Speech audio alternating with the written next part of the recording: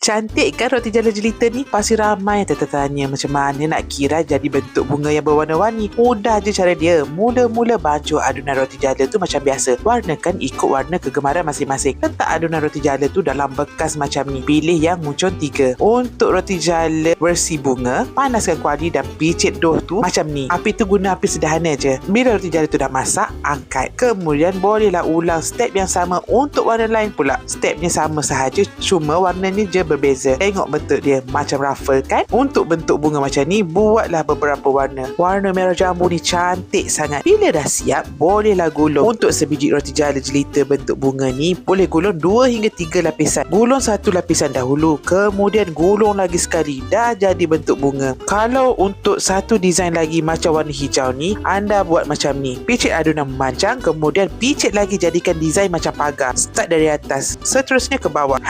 Ni close up sikit bagi nampak dengan jelas. Bila dah masak, angkat. Gulung adunan tu satu persatu, kemudian satukan 2 hingga 3 lapisan. Dah jadi bentuk bunga macam ni. Nanti bolehlah susun roti jala jelita tadi dalam box macam ni. Cantik kan hasil dia? Roti jala biasa je, tapi bila buat design macam ni, nampak lagi special dan mahal. Nanti bolehlah dinikmati bersama kari atau sos coklat. Anak-anak pasti suka ni. Ingat makan, ingat rasa. Selamat mencuba.